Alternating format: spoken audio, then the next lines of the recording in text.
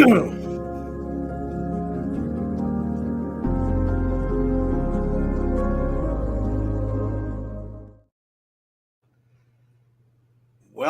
welcome, welcome. Another Thursday night of Kick Unhealthy Relationships to the Curb. Is that you playing the piano in our intro? I took piano for 7 years and I have nothing to show for it at all. Stephanie, you got to have something to show for it. I mean, what happened?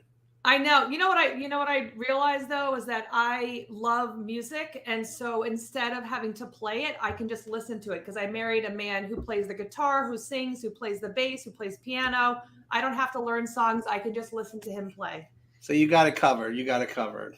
Uh-huh. Well, welcome. We haven't been together in a couple of weeks. We're kind of getting our, kind of routine down again, but here we are. Well, we just celebrated our 3-year anniversary of doing this show, and you started ghosting me. I was wondering if we were going to have to do a show on ghosting, so I'm glad that you're Ghosting. back. Wow. You're using the word ghosting with your co-host here. I got you. Okay. All right. Yes, I have been. I've been very, very, very busy over the last couple of weeks. So it's all my fault. We had a Bat Boys show here in Florida, which we was a sold out crowd to veterans, a program called Veterans Heat Factory. We donated over $6,000 to that program for veterans and their families. And it was very meaningful because it's a story about Ray Negron and his journey through 50 years of baseball, but specifically for the New York Yankees back in the 70s. And what he does best is to give back to the community. And we had a New York cast, we had a Florida cast. Anna even acted in it, and she did a great job, and she does so many great things. So we were there preparing for it, doing it, and I'm actually still here. So I'm now we're ready for Kick Unhealthy Relationships to the Curb. Nice. Awesome. Well, it's good to have you back. And it sounds like that was a really great opportunity for not only the actors in it, but the community to give back. You're always doing so much to give back to the community. That's awesome. Yeah, and they actually honored me with an award, which I was really happy for because I was unexpected, and I was so thankful for the work that we all did collaboratively as a cast, but specifically able to give back $6,000 to veterans who are struggling with PTSD. It doesn't get better than that. Yeah. So now it's a Thursday evening, and I've been reading this book here. And I can never get enough of this book of yours, Stephanie. Why don't you tell other people how they can get your book and what it's all about? Sure. My book, Kick Toxic Relationship Recovery. My book is all about healing from unhealthy relationships.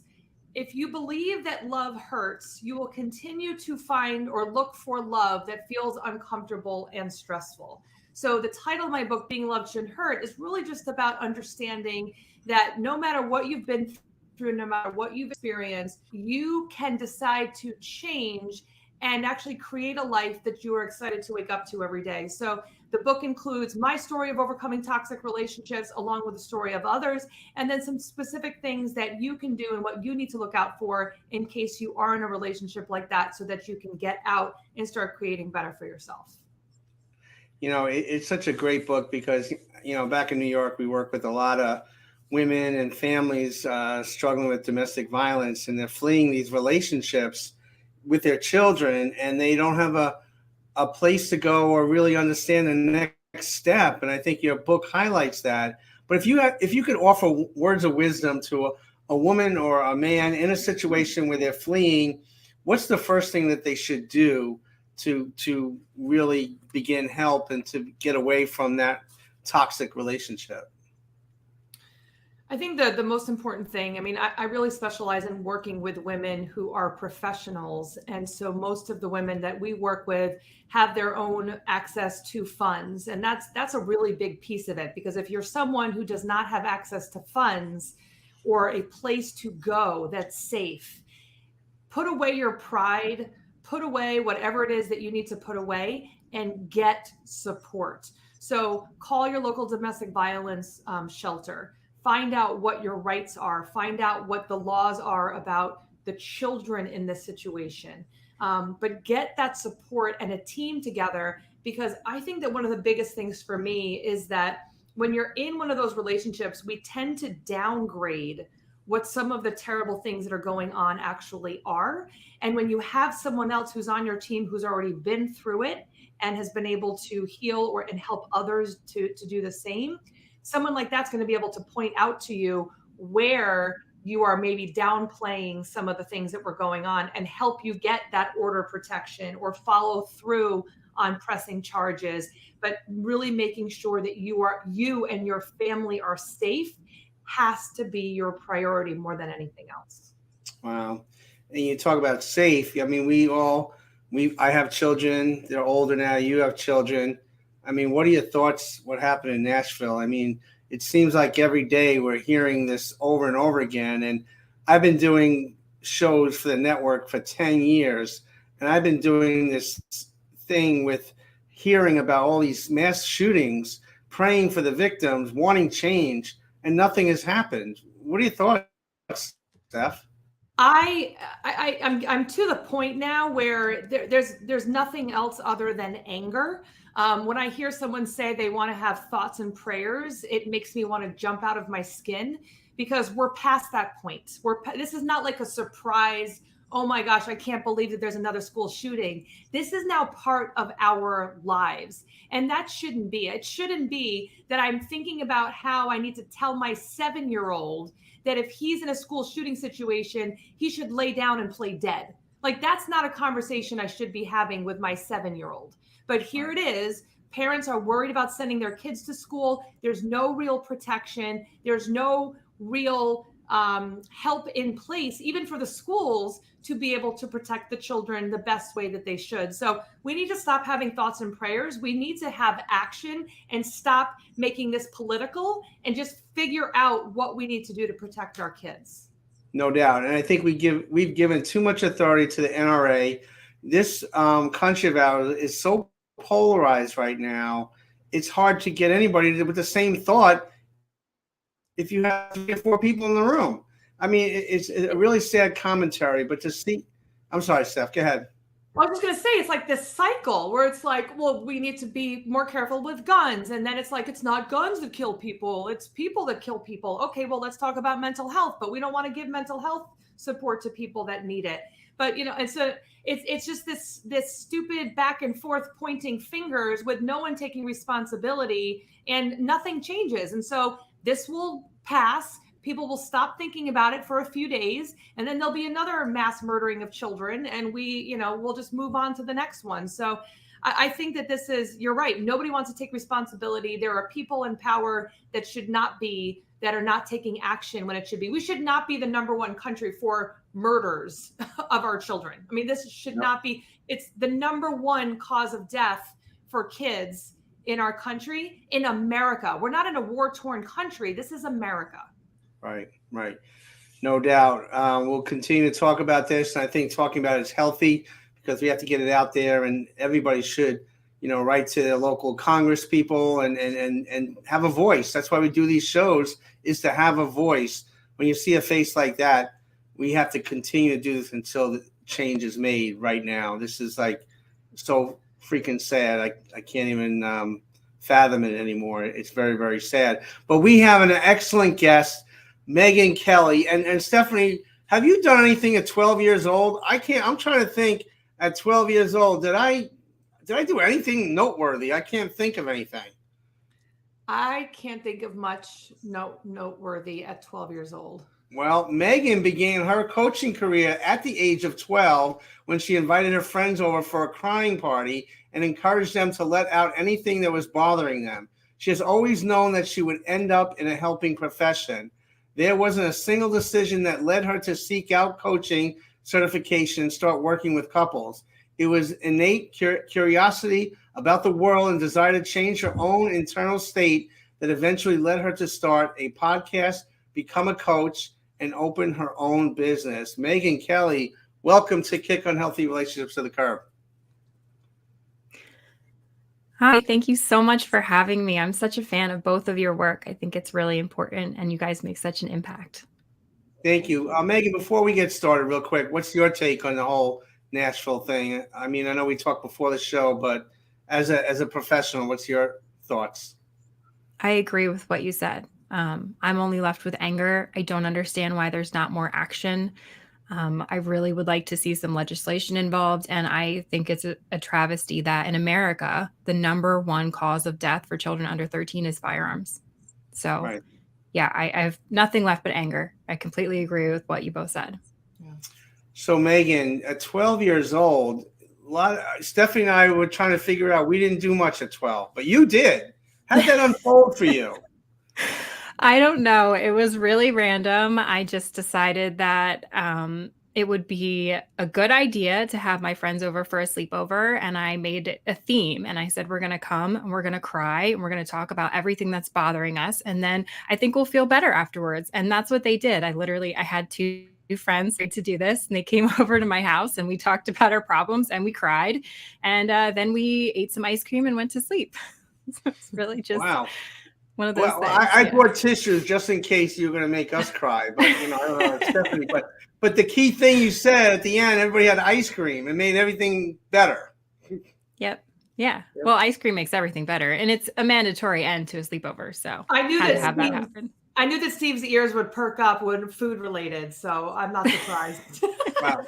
Thank you, Steph. Thank you, Steph. But from 12 years old, you knew that you were going to help people along the way. I mean, tell us about your journey to get to this point in life. Yeah. So it really started. So I'm a couples financial coach, and I'm really interested in working with couples. And that came from, I can remember worrying about money when I was about 6 years old. My parents used to fight about money in front of me, and they always were talking about how we didn't have enough. And as a child, I didn't know what that meant, and I didn't have the context to understand what that meant. So I thought we were going to lose our house or not have food. And I was very insecure about money from a very young age. And so I wanted to make sure that I learned how to manage money better. And so that's what I did. I researched a lot and I looked into a ton, and I figured out that, hey, yes, there is a better way. You can manage your money and it's not stressful. And I had a lot less anxiety once I learned these new skills. And I thought that my parents did the best they could with me. I truly believe that. But I think that if they had had access to this information and they had had access to these skill sets, then they wouldn't have had to suffer in the way that they did and fight the way that they did about money. So it's just been a very long journey to get here, but it really did start with a desire to alleviate some suffering that I witnessed at a very young age. Mm-hmm. And Stephanie, we've talked about this in our shows in the past, where when we hear our parents bickering or talking about money and stuff, how that affects growing up. And I guess, Megan, that's also affected you, and you want to make a difference in these couples that you're working with. Yeah. So I have sort of developed a program to stop the bleeding, not just stop the bleeding, but actually treat the wound. So if you'll allow me to use an example. Of course. Okay. So let's say that Lisa and Frank are fighting because they can't agree on spending habits. Frank has been buying a lot of new items, toys, clothes, and all of the gadgets that go along with having a 1-year-old baby. They just had a 1-year-old baby. So he's been buying and spending, and Lisa is not okay with these spending habits. And there's been a lot of fighting. So they come to coaching and they say, hey, can you please help us? That's stopping the bleeding. They're bleeding out. They have a gaping wound.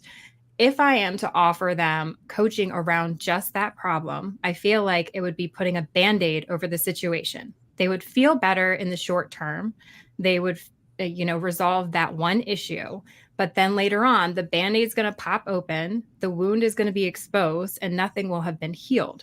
So I created a program that treats the root problem of the issue, and it's in 3 parts, and it's spread out over 6 months. So it's pretty involved. But my goal was to teach these skills in a way that would allow them to live better for the rest of their lives. That's awesome.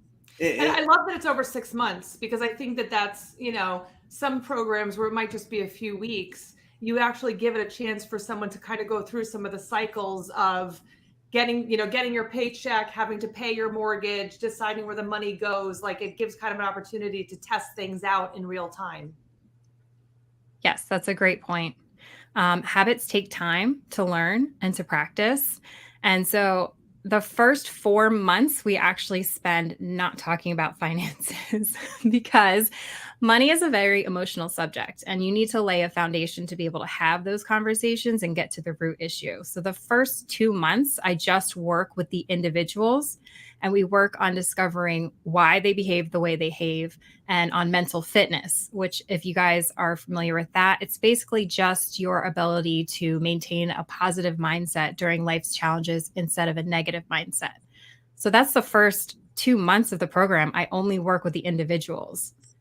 And then the next 2 months, I spend teaching them how to interact as in a relationship in a healthy manner. Have you guys heard of the Gottmans? No.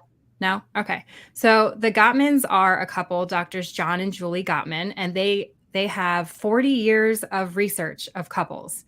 And they've come up with these research-based interventions that are really effective, and they teach people how to use them. So that's what I use in the sessions. And we go over some healthy ways to resolve conflict, what would be an unhealthy way to resolve conflict. That's a whole 4 months of the program, basically just working on the individuals before I even get to the financials. The financial portion is worked on in the last 2 months of the program. And that's when we go over budget, financial goals, clarity around net worth, all that really important information to have, and also like financial software and things that make our life easier now. Well, this is Kick and Help. Sorry, Steve. Do you find that that people come to you when they're kind of on the brink of maybe divorce, or that their relationship has gotten really strained because of the money issues? Yes. That's when the bleeding is the highest, right? You wait till it's a gaping wound to address it. But that's when the motivation, like they're so uncomfortable, they have to change. They don't really have an option at that point. I would love it if people were proactive and came to me earlier, but generally the problem is pervasive and there's a lot of fighting. This is Kick Unhealthy Relationships to the Curb. That's Stephanie McPhail. I'm Steve Vaccaro here every Thursday night from 8 to 8:30 p.m. YouTube, Cablevision, BronxNet, and all social media platforms. Tonight we're talking to Megan Kelly. And Megan, I'm glad that you, in your example, you used the name Frank. You didn't use Steve. I just want to point that out. So thank you so much. Stephanie might have used the name Steve, but she, I just want to point that out. But in the 4 months, is it important to have both people and the entire couple there each time, or do you meet with them individually? And they'll both have to be on board with this, correct? Yes. Yeah. Full participation from both people. But the first 2 months of the program, I work with them individually, because what happens is when you come to coaching as a couple, what you're going to do is point fingers. And that's just human nature. If only my partner would change their behavior, then everything would be better in our relationship, right? So you have to focus on why you behave the way you behave and understand yourself before you can go to the relationship dynamic. So the first 2 months, I do work with the individuals separately. Interesting. That's a key component. And then after the 2 months, hopefully they're on the same kind of level where you can progress, together over the next couple months. Yes, they are working in the same program. So even though I'm working with them individually, we're laying a foundation. After that, they're going to have shared language. They're going to be able to understand their partner a whole lot better because they know themselves a little better. It just facilitates everything in the program and makes it easier before I bring them together and then say, okay, let's, talk about something that's a pain point in your relationship.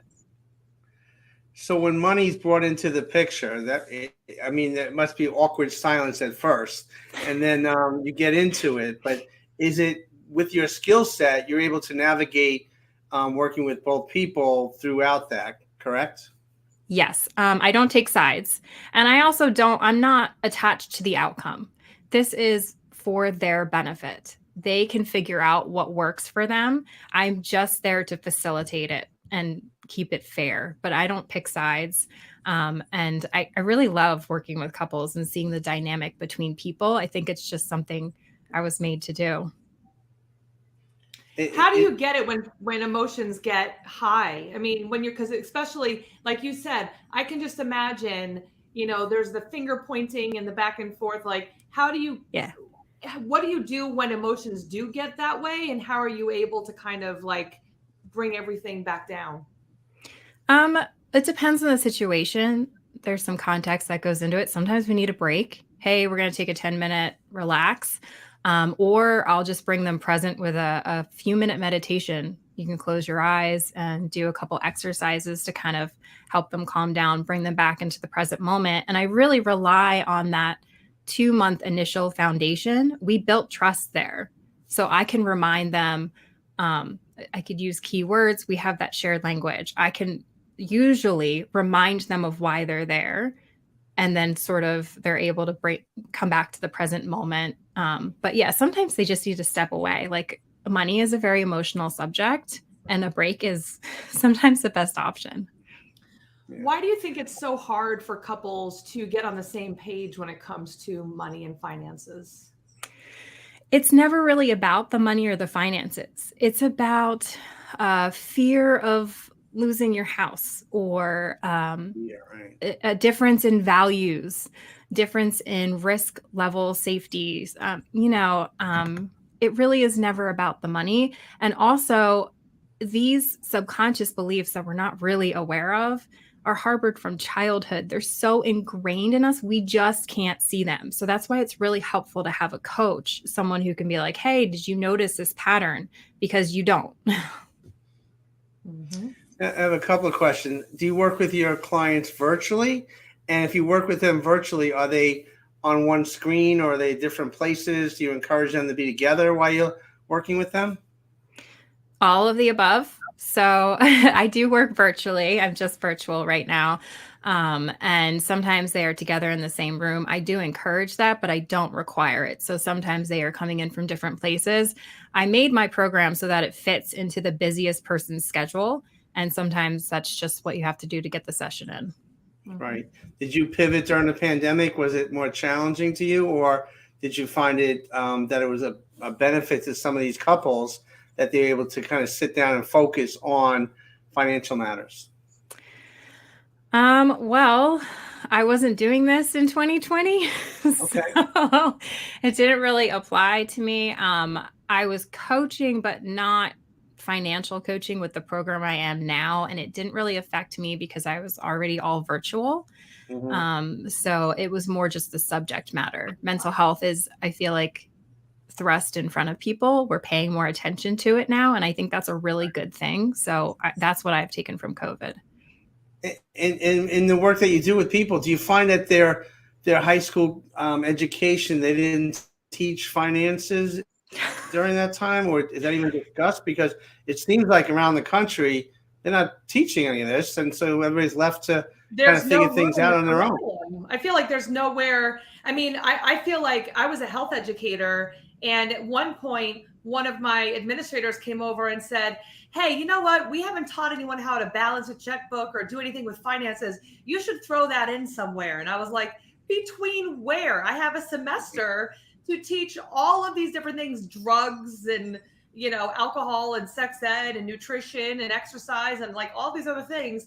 Where am I fitting it in? And then what kind of training are you giving me? So I think some administrators want to teach it, but they don't have the training or experience, and they literally don't know which teacher to give that responsibility to. Wow. What do you think, Megan? That's sort of my point. Like with my parents, they didn't get any formal training about money. No one taught them anything around it. And I think that's why they ended up with the poor skills that they had. So do I wish it was in school? 100%. But do I agree that there are very real challenges? Like Stephanie was saying, yes, also 100%. So you're also telling people, so you don't want them to kind of stay stagnant. You don't want them to be a couch potato. You want them to kind of get involved with what they're doing. There you go, couch potato. Yes. So I mean, what's your biggest reward and challenge that you have in your work? And we don't have a lot of time left, but we want people to know how they can contact you. Yeah. So the best way to get in contact with me is through my website, Couch Potato Coach LLC. That's where the couch potato comes from. That is the name of my company. They can sign up for a free discovery call. I sit with people for 2 hours. We go over their situation and suss out if we're a good fit. This is very intimate work. So being a good fit is really important. And And yeah, you can find me on Instagram, LinkedIn, Facebook. I'm pretty much everywhere. I also have a podcast. If you just search Couch Potato Coach podcast, it'll come right up. Awesome. Wow. I hope it's on the same time we have our show, though. Podcast. I'm still trying to explain podcast to Steve. He'll get it at some point. You're good. You're good. There she goes. There she goes, pointing fingers at me. There she goes. Go ahead, Steph. Your fault. Let's get it. Kelly, Megan, what would be something for my 7-year-old who wants to be a billionaire? What would be a great thing that you could share with my wannabe billionaire son? You look him dead in the eye and you tell him if he wants to be a billionaire, he can go ahead and be a billionaire. He can do anything he wants. That's what I tell him. He Yep. wants to start his own business. And so Amazing. we're trying to teach him how to do the correct research and what needs to go along with it and saving money and all that kind of stuff. So he's very interested in it, which is I love all that. That's awesome. Megan, real quick, what's the most rewarding thing and challenging thing in your career, what you're working on now? The most rewarding thing is just seeing the progress with the couples. And the most challenging thing is getting people to understand they should go get coaching before it's so bad. Wow. Fantastic guest. Thank you so much, Megan. When do we have ice cream now, or we have to wait? Yes, time for ice cream. There we go. There we go. Megan Kelly, thank you very much. Couples financial coach, and you. God bless you. We'll see you down the road real soon. Thank you so much for having me. Thank you. Thank you. Stephanie, great guest. Yeah. And for anyone, if this was your first time tuning in, definitely tune in with us again next week. We have another great guest that will be coming on. I love kind of doing the talent search and meeting all of these wonderful people that are doing great things. So definitely stick around and set yourself a reminder to watch us either while we tape or when we go onto cable on Fridays. That's right. That's right. Stephanie, thank you very much. I missed you. I'm back in the fold. I'm not going to ghost you anymore. You just reminded me 3 years. I don't want to throw 3 years down the tube for nothing. So thank you so much, Steph. Thanks, Steve. Bye, everybody. Thanks for tuning in. Take care. God bless.